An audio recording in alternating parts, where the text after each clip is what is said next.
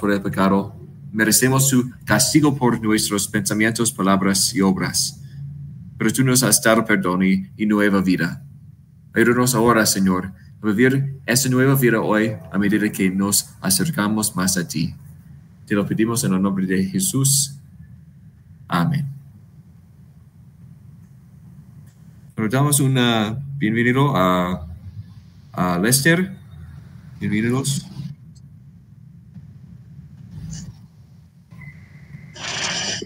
Buenas noches. ¿Cómo está, Pastor Lester?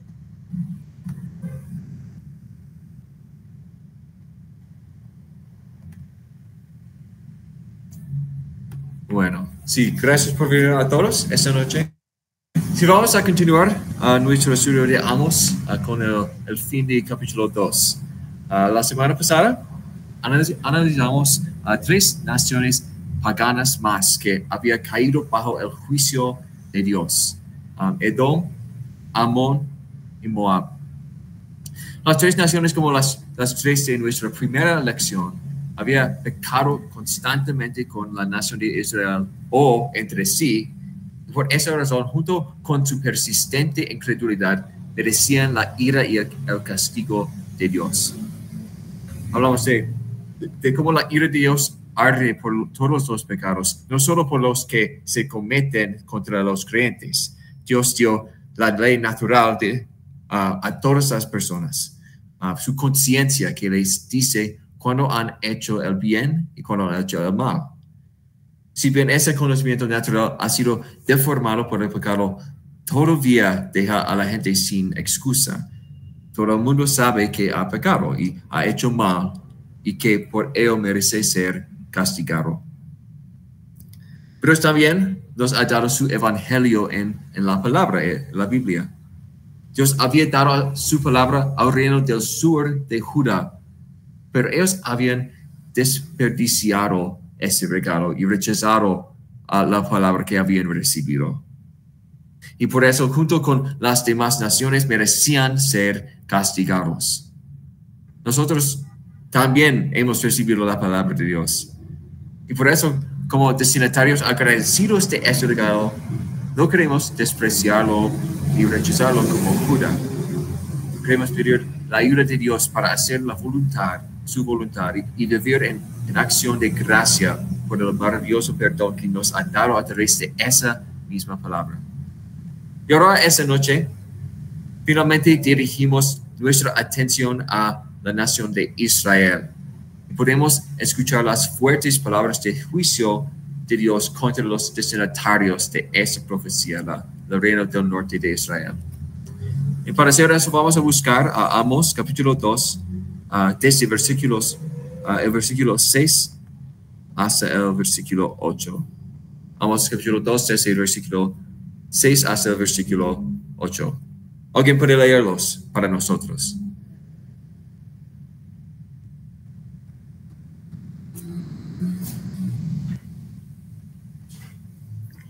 Así ha dicho Jehová: por 3 pecados de Israel y por el 4º no revocaré su castigo, porque vendieron por dinero al justo y al pobre por un par de zapatos. Pisotean en el polvo de la tierra las cabezas de los desvalidos y tuercen el camino de los humildes, y el hijo y su padre llegan a la misma joven, profanando mi santo nombre. Sobre las ropas empañadas se acuestan junto a cualquier altar, y el vino de los multados beben en las casas de sus dioses. Muy bien, gracias, pastor. Entonces, hasta ese punto hemos oído hablar de 6 naciones paganas, sus pecados y cómo Dios planeó juzgarlas. La semana pasada incluso hablamos sobre el plan de Dios para castigar el reino del sur de Judá por su idolatría y rechazo de las leyes de la ley de Dios. Gran parte del enfoque inicial de la profecía de Amos estuvo en los vecinos de la nación de Israel. Ahora, sin embargo, Amos finalmente centra su atención en los destinatarios previstos de esta carta, de esta profecía, el reino norteño de Israel. Sí, tenemos el mismo patrón que hemos visto con las otras naciones. Dios dice, por 3 pecados de Israel y por el cuarto no revocará su castigo. Seguido de qué pecados han cometido y qué castigo ha planeado Dios para ellos. Es lo mismo como hemos escuchado en los otros 7 naciones. Inmediatamente los está agrupando con las naciones sobre las que acaba de pronunciar juicios. Esencialmente Dios le está diciendo a Israel que no pueden darse el lujo de escapar de su juicio simplemente porque Dios está castigando a sus enemigos. Pero porque en realidad Él no está castigando a los enemigos de Israel, está castigando el pecado, la incredulidad. Él está dando a cada nación su justa recompensa por la falta de respeto que la han mostrado. Israel no es diferente. Ellos han pecado contra Dios como lo han hecho todas las demás naciones.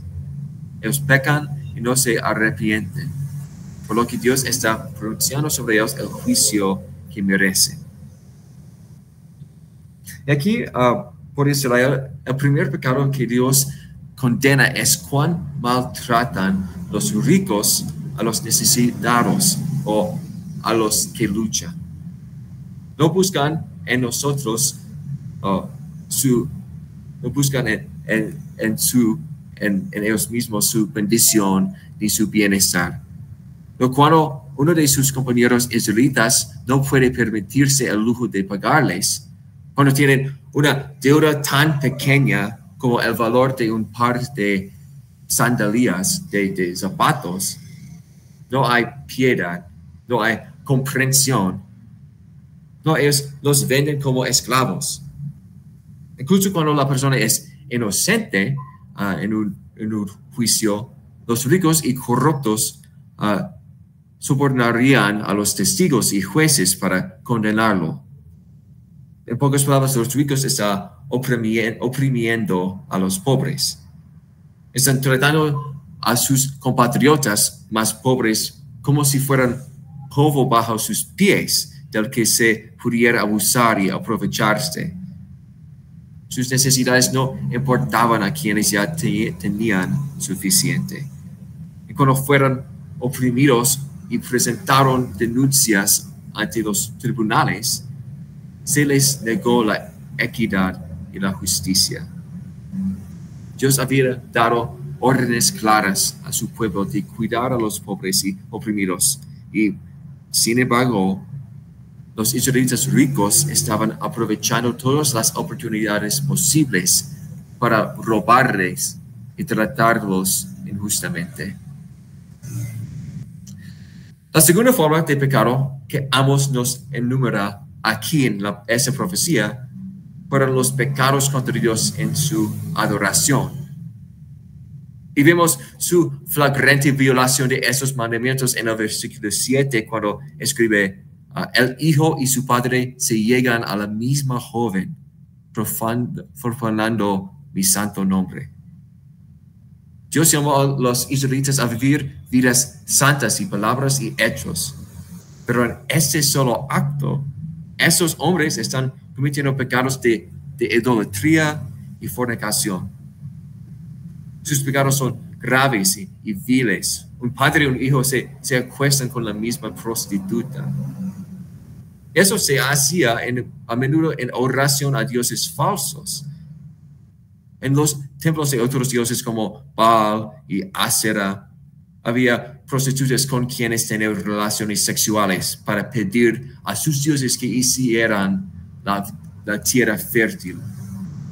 Así no solo estaban rechazando a Dios en la forma en que vivían, sino que también estaban poniendo su confianza en un Dios falso. Otro ejemplo de pecado que Amos usa aquí es el de un hombre que toma el manto de otra persona y duerme en el santuario de un altar. Obviamente están pecando contra Dios al ir al altar de un Dios falso, pero también están pecando contra esa otra persona.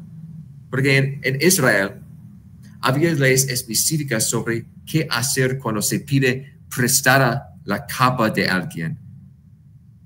la gente no tenía mucha ropa detrás y para la gran mayoría de los hombres solo tenían una capa, por lo que la ley exigía que la prenda fuera devuelta a su dueño al anochecer.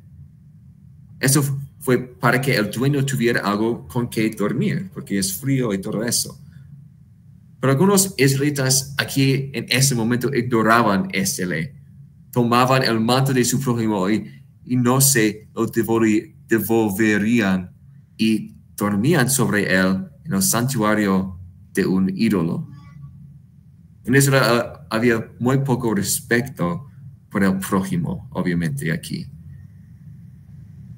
Y en la última parte de este versículo 8 que leemos, simplemente muestra la flagrante y descarada corrupción que se había apoderado de Israel.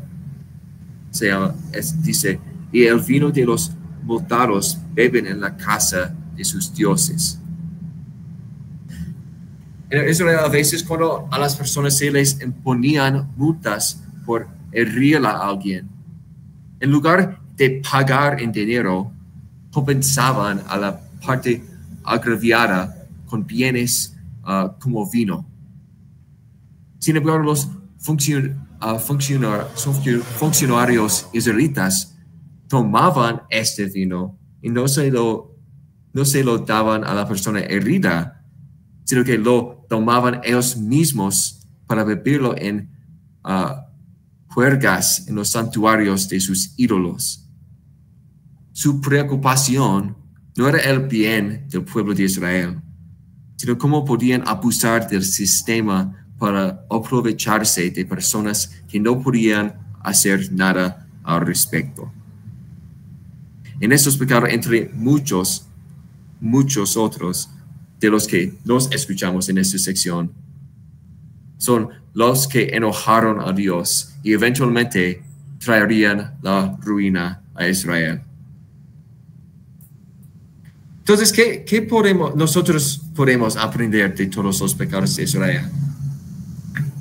Bueno, creo que lo que nos resulta bastante obvio en esta sección es el odio de Dios por la idolatría. Está en todas las páginas de las Escrituras que debemos adorar al único Dios verdadero y solo a Él. Y obviamente los israelitas estaban haciendo lo contrario de eso. Estaban adorando ídolos falsos, estaban participando en prácticas de adoración sexual a esos dioses. Ciertamente no hubo respeto por la palabra de Dios y sus mandamientos. Hubo una tremenda falta de respeto hacia Dios y todo lo asociado con Él en ese tiempo en Israel. Pero además de pecar contra Dios mismo, Dios está enojado con Israel por cómo están actuando contra sus hermanos israelitas. Muchos de los pecados que se escuchan aquí se centran en que los israelitas se aprovechen de otros israelitas. Venderlos como esclavos, no mostrarles misericordia, robarles. No les importaban sus hermanos y hermanas si eso significaba que podían sacar provecho de ellos de alguna manera. Y creo que debemos tener cuidado con eso. Creo que podemos hacer un muy buen trabajo al centrarnos en la relación de las personas con Dios. Cómo deben adorar a Dios, cómo deben tenerlo primero en su corazón sobre todas las cosas que Dios ha hecho por ellos en sus vidas. Creo que esas cosas son increíblemente importantes y deberíamos centrarnos y priorizarlas. Sin embargo, hay tantas cosas en la Biblia que se centran en nuestras relaciones con otras personas, que centrarse únicamente en Dios no le hace ningún favor a la palabra. Cuando pensamos en los mandamientos, hablamos de que tienen 2 tablas. Los primeros 3 mandamientos se llamaban la primera tabla de la ley y tratan de nuestra relación con Dios. No tendrás otros dioses, no tomarás el nombre de tu Señor en vano, santificar las fiestas. Pero los otros 7 mandamientos, la segunda tabla de la ley trata de nuestra relación unos con otros. Nuestra vida cristiana no solo se centra en cosas como nuestras oraciones, nuestro tipo de oración, cómo pensamos e interactuamos con Dios. Esas cosas son una gran parte, pero también debemos recordar que nuestra vida cristiana se centra en gran medida en cómo interactuamos con nuestros vecinos.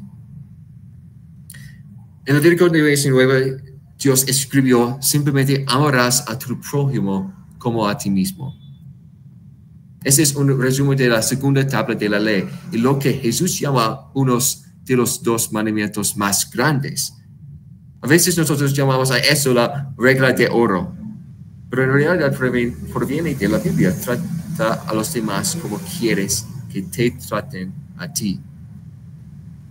Dios nos dice eso como un mandato. Así quiere que vivamos como hijos suyos. Quienes desprecian al prójimo tampoco aman a Dios.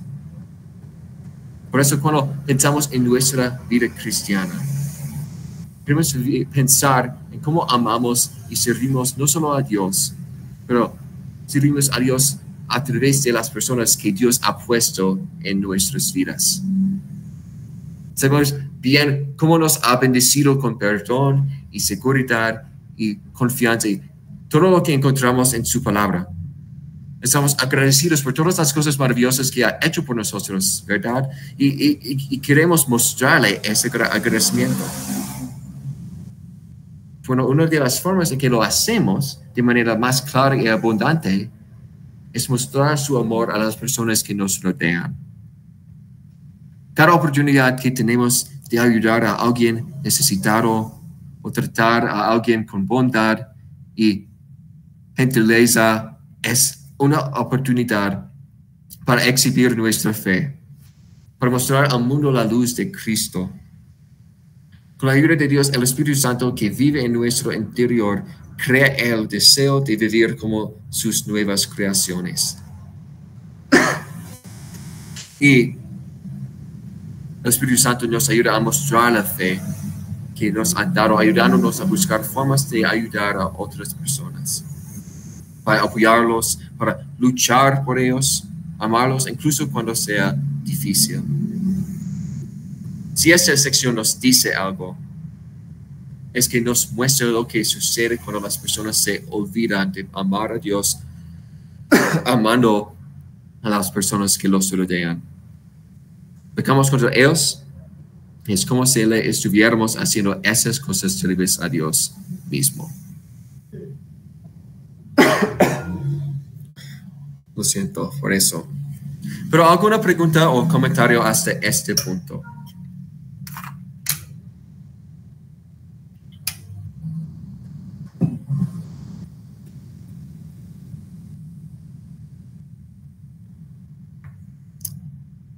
Bueno. Muy bien. Entonces vamos a continuar. Vamos a leer versículos 9 hasta 12. Vamos, 2 versos 9 hasta 12. ¿Alguien puede leerlos por nosotros aquí?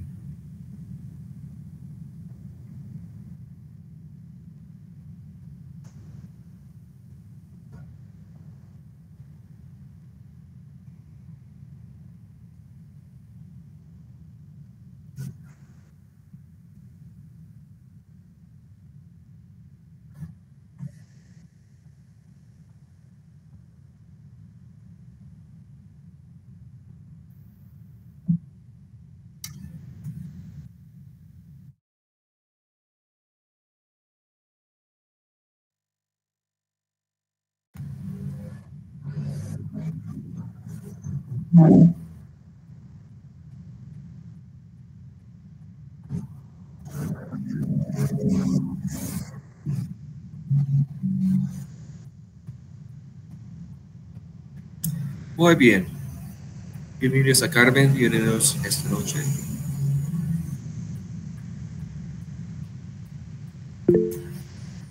Buenas noches, está muy enfermo. Qué pena. No, gracias por venir. Somos agradecidos que usted está aquí. Bueno, estamos en Amos capítulo 2, versos 9 hasta 12. Y si en esta sección segunda, Amos pasa de hablar de Israel a hablar de otro grupo de personas, los amorreos. Todavía nos hemos oído hablar de los amorreos en esta profecía. Ellos no están incluidos en la lista de Filistea, ni de Amón, ni de aquellas otras naciones sobre las cuales Dios había juzgado. Y eso es porque Dios ya había dictado su juicio sobre ellos. Los amorreos es un término que la Biblia usa a veces para aquellos que habían vivido en Canaán antes de que Israel se estableciera allí.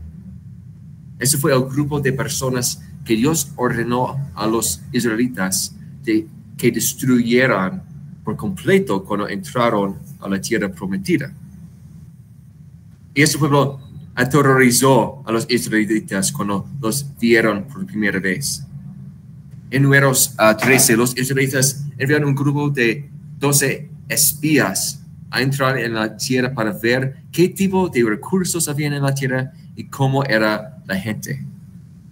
Y cuando volvieron a informar, los espías dijeron que la tierra era realmente abundante.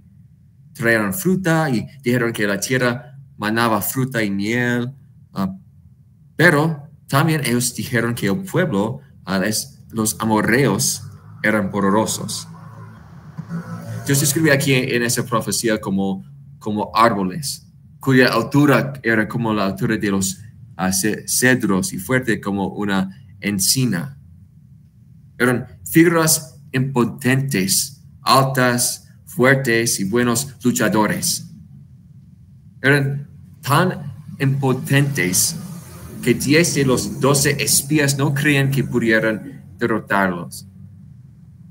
Y a causa de su mal informe, el pueblo se rebeló contra Dios y Moisés y Aarón, sus líderes. Dios castigó a esa generación de personas. No les permitió entrar a la tierra prometida y guiar a Israel por el desierto durante 40 años para que murieran por su rechazo a Dios y su rebelión. ¿Pero qué hizo Dios? Todavía Él los guió por el desierto a pesar de su pecado. Reemplazó a todas las personas que habían muerto en el desierto con nuevos niños. No dejó que la nación muriera como se merecía. Él los preservó. Y una vez que llegaron a la tierra prometida, ¿qué hizo Dios? Entregó a los amorreos en sus manos. Él los destruyó. Arrancó a esas personas parecidas a árboles, como si fueran malas hierbas. Y les dio a los israelitas esa tierra maravillosa y abundante. Por la propia mano de Dios, Él los bendijo y venció a sus enemigos. Pero esa no fue la única bendición que le dio a Israel. Dios también levantó profetas de su pueblo y de los nazareos. Podemos entender por qué los profetas serían una bendición para Israel. Son personas a través de las cuales Dios entregó su palabra a su pueblo.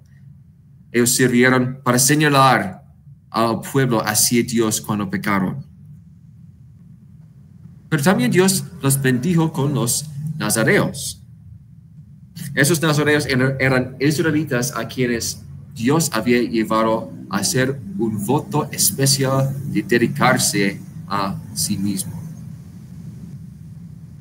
Estas personas no bebían vino, no comían uvas, no se cortaban el cabello y no podían acercarse a ningún muerto porque eso lo haría ceremonialmente impuros. Esos eran votos temporales, pero el nazareo más famoso que conocemos del Antiguo Testamento fue Sansón del libro de Jueces, a quien se suponía fue nazareo toda su vida. Pero debido a su estilo de vida y apariencia inusuales, esos israelitas nazareos eran fácilmente identificables como creyentes fieles que se habían dedicado a Dios. Debían ser signos y ejemplos de personas que viven vidas de agradecimiento al Señor. Y así, la presencia tanto de los profetas como de los nazareos debería haber recordado a todos los hijos de Israel que tenían una conexión con el único Dios verdadero.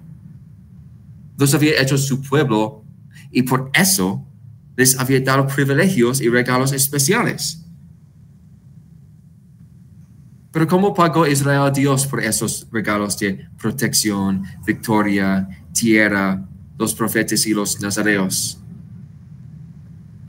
Bueno, contaminaron la tierra que Él les había dado con adoración de ídolos, ¿no? Intentaron hacer que los nazareos beberían vino y rompieran sus votos a Dios. Ellos rechazaron a los profetas y trataron de silenciarlos a ellos y a su mensaje. Una y otra vez el pueblo de Dios fue desagradecido.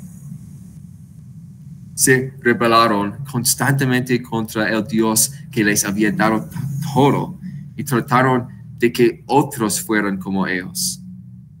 Estaban tentando a Dios. Estaban a punto de recibir la recompensa por ese tipo de comportamiento, el juicio inminente de Dios. Y ese tipo de advertencia es un buen recordatorio para nosotros.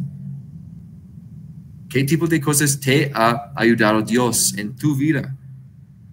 Tal vez sea una situación médica que parecía muy sombría o un problema familiar que usted pensó que nunca terminaría. Tal vez nos haya sacado de una lucha financiera o nos haya mantenido entre trabajos. Tal vez simplemente esté agradecido por haber encontrado la palabra de Dios en su vida y su palabra, esa palabra en su verdad y pureza. Todas son bendiciones maravillosas y tremendas que solo tenemos porque Dios está de nuestro lado. Entonces, cuando pensamos en lo que Dios ha hecho por nosotros, lo siguiente que debemos pensar es ¿cuál es nuestra respuesta a esas bendiciones? ¿Es una oración de acción de gracias? ¿Es un estilo de vida completamente cambiado? ¿Es pasar más tiempo en la palabra de Dios? En verdad, hay muchas maneras en que podemos mostrar nuestro agradecimiento y aprecio por todo lo que Dios ha hecho por nosotros. Pero creo que ese texto es un buen recordatorio para nosotros de que debemos querer mostrarlo. No me refiero a hacerlo performativo, falso o destinado a ser visto por otras personas. Pero lo que estoy diciendo es que deberíamos querer que nuestra acción de gracia sea visible ante Dios. Parte de lo que sin querer podemos llevar a otras personas al pecado es cuando actuamos como si nuestra vida cristiana no fuera tan importante para nosotros. Podemos pecar si minimizamos nuestra fe o lo que significa nuestras vidas y la gente nos creerá. Si no tomo muy en serio ir a la iglesia o mostrar mi fe, la gente podría pensar que la fe no es nada especial. Si hacemos bromas sobre Dios o la Biblia, si actuamos como si cada éxito en nuestra vida fuera nuestra obra, entonces podríamos dar la impresión de que nos importa Dios o lo que Él ha hecho por nosotros. Y obviamente eso es peligroso. Podemos muy fácilmente despreciar a Dios y sus dones y pecar contra Él. Y incluso podemos hacer que otras personas también pequen y desprecien a Dios si no pensamos en lo que nuestras acciones dicen a otras personas. Por eso esos versículos pueden servirnos como advertencia. No queremos tentar a Dios llevando una vida que no se preocupa por lo que Dios ha hecho por nosotros. Él nos ha rescatado de todas las situaciones malas de nuestra vida hasta ahora y también lo hará en el futuro. Y lo más importante, nos ha rescatado de todos nuestros pecados y del infierno que los acompaña. Y por eso nuestra oración en esta sección puede ser una en la que pidamos la ayuda de Dios. Podemos pedir la ayuda de Dios para estar agradecidos por todas las cosas maravillosas que ha hecho en nuestras vidas. Pero también podemos pedirle a Dios que nos ayude a mostrar ese agradecimiento en nuestras vidas, para que otros también puedan reconocer lo que Dios ha hecho por ellos y darle gracias también por su amor maravilloso. ¿Alguna pregunta o comentario hasta este punto?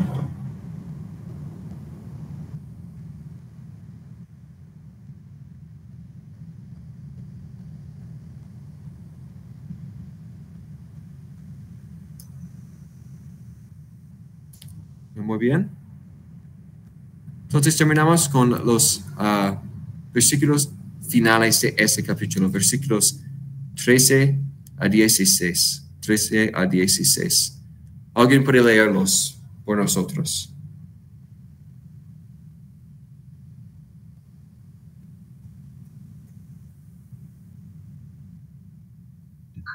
Pastor, yo lo leo entonces. Gracias.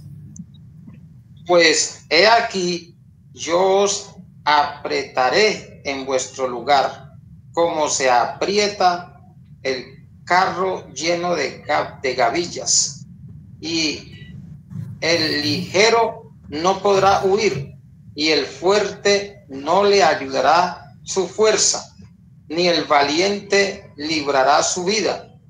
El que maneja el arco no resistirá, ni escapará el ligero de pies, ni el que cabalga en caballo salvará su vida. El esforzado de entre los valientes huirá desnudo aquel día, dice Jehová. Muy bien, muchas gracias. Sí, entonces en esos versículos finales del capítulo 2 llegamos al fin de esa primera profecía de Amós. Dios a través del profeta describe qué tipo de juicio le espera al pueblo de Israel por los pecados que mencionó, así como por los cientos que no ha cometido, o no podemos ver aquí en esta profecía. Amós inicia esta profecía del juicio utilizando una imagen del mundo agrícola. Escribe, pues aquí yo os apretaré en vuestro lugar, como se aprieta el carro lleno de gavillas. Recuerde, Amós era un pastor. Él había visto a los granjeros conduciendo sus carros cargados con esas gavillas de grano a través de los campos mientras se dirigían hacia la era. Esos carros eran pesados, cargados hacia arriba con fanega tras fanega de grano. Si bien los pesos pueden no ser lo mismo, en nuestra época sería como si alguien fuera atropellado por un camión. Pesado, imparable y capaz de matarte con facilidad. Y esa es la imagen que Dios está evocando aquí. A causa del pecado de Israel serían aplastados. Sería ineludible, doloroso y sencillo, fácil para Dios. Se estaba rebelando contra el Todopoderoso del Señor del universo. No había forma de que pudiera resistir lo que se avenciaba. Incluso si lo intentaran, solo encontrarían la derrota. Así como un carro lleno de grano que se acerca amenazadoramente, el juicio de Dios caería sobre Israel. El instrumento de ese juicio sería el ejército asirio. Si recuerdas de nuestro estudio de Oseas, el ejército asirio era famoso por su crueldad. Mantendrían asedios que duran meses y causaron que miles de personas murieron de hambre. Una vez que capturaban una ciudad, torturaban a la gente, cortándoles miembros y secándoles los ojos, desollaban vivas a las personas y las colgaban de postes, y lo más famoso, exiliarían a las naciones enteras que nunca jamás regresarían a su tierra. Y ese era el castigo que le esperaba a la nación de Israel. Por más que lo intentaron, no pudieron evitarlo. Como dice los versículos de la profecía de Amos, ni siquiera los guerreros más rápidos, ni los más fuertes, ni los más valientes sobrevivirían. Todas las flechas, carros y valentía que pudieran reunir serían aplastados por el brutal pueblo de Asiria. No podrían salvar sus propias vidas. Debido a su pecado, habían perdido su futuro como pueblo de Dios. Una y otra vez pecaron constantemente contra el Señor y finalmente la paciencia de Dios se acabó. Y nos hacemos preguntarnos cuánto dura la paciencia de Dios. Pero podemos mirar algunos ejemplos bíblicos. En el caso de la nación de Israel, comenzaron con una rebelión contra el rey legítimo Roboam, hijo de Salomón, en el año 931 AC. Poco más de 200 años de infidelidad y pecado los llevarían a su destrucción final, el exilio a manos de Asiria en el año 722 AC. Después de la división del reino, a Judá, en el reino hermano de Israel, duró hasta aproximadamente el año 586 AC, cuando corrieron el mismo destino que Israel, el exilio a manos de Babilonia. Entonces, si contamos después de que se separaron unos 350 años. Si nos remontamos hasta los tiempos de Noé, leemos que Dios estaba molestado por el pecado de la gente de la tierra. Entonces, en respuesta a eso, Dios declaró que los días de la humanidad serían 120 años. Ese fue un periodo de 120 años antes de que Dios trajera el diluvio sobre la tierra y destruyera a toda la humanidad, excepto a Noé y a su familia. Eso fue un tiempo de gracia que le dio al pueblo para que se arrepintiera de sus pecados. Pero lamentablemente ninguno de ellos lo hizo y ellos recibieron la recompensa por su pecado, la muerte en el diluvio. Y así vemos que Dios, de hecho, es muy paciente.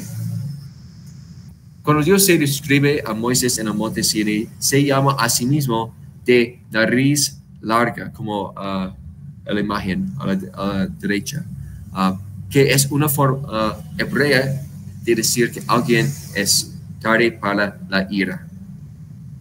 La idea es que cuando la gente se enoja, su cara se enrojece y hace calor.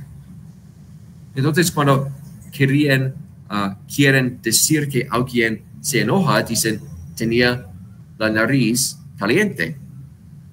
Así como Dios es tan paciente, Se le describe como de nariz larga, porque tardaría mucho en calentarse la nariz. Tenemos un Dios, tenemos un Señor que es muy paciente con nosotros, aunque seamos pecadores. Él soporta voluntariamente nuestra pecaminosidad y nuestro rechazo para llamarnos al arrepentimiento.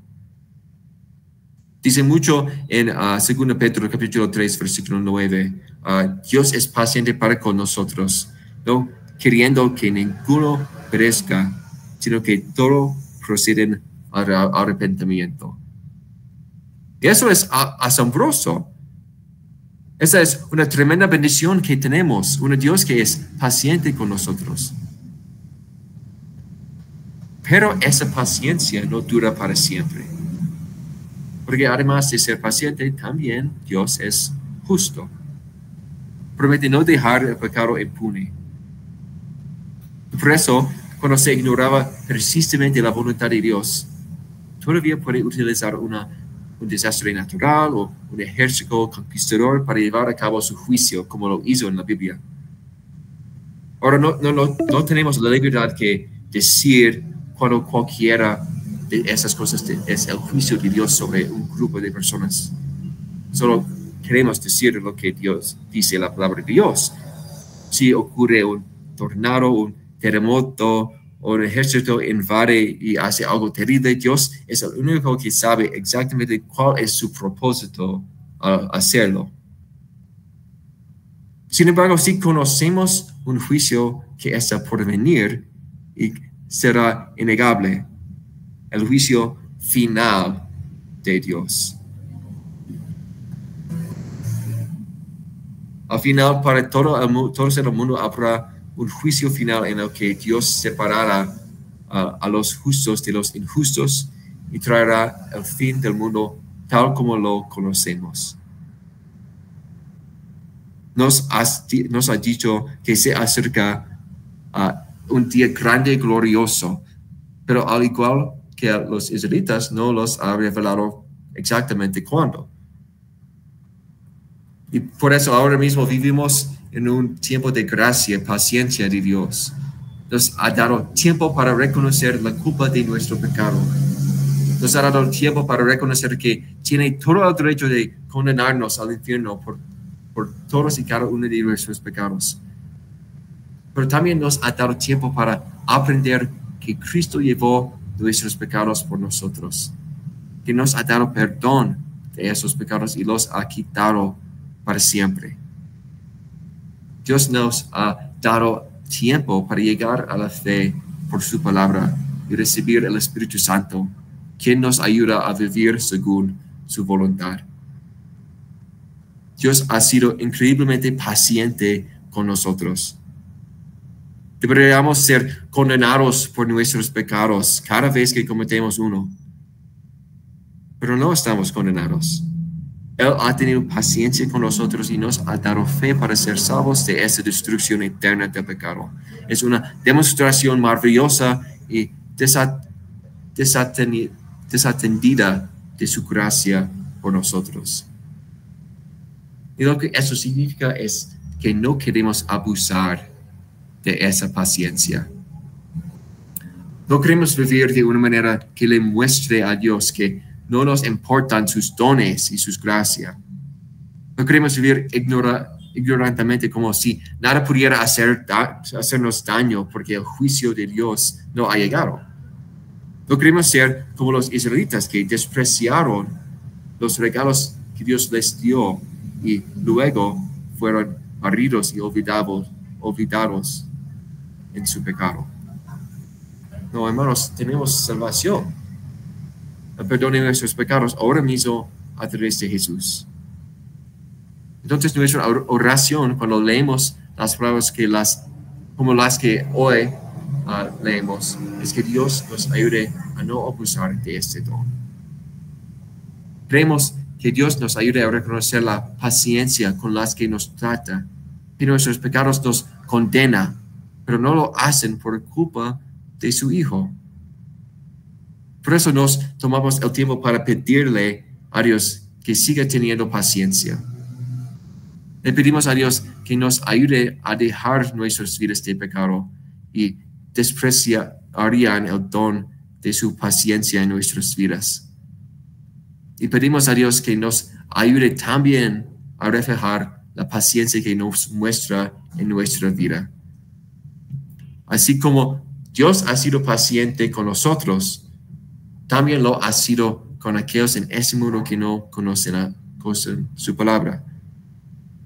Parte de lo que podemos pensar cuando leemos una sección que está es también pedirle a Dios que nos use para llamar a otros pecadores al arrepentimiento también. Quiere que todos se salvan y lleguen al conocimiento de la verdad. Y así, si Dios puede obrar a través de nosotros para llevar a otros al arrepentimiento y la fe, entonces podremos estar agradecidos por la paciencia de Dios con ellos. Entonces, eso significa que tenemos que sufrir un poco ahora mientras esperamos el juicio final. La paciencia de Dios con nosotros nos ayudó a ser salvos. Y su paciencia continúa ahora. Ayudará a otros a hacer lo mismo. Bueno, hermanos, ¿alguna pregunta o comentario final aquí sobre esta sección de Amós?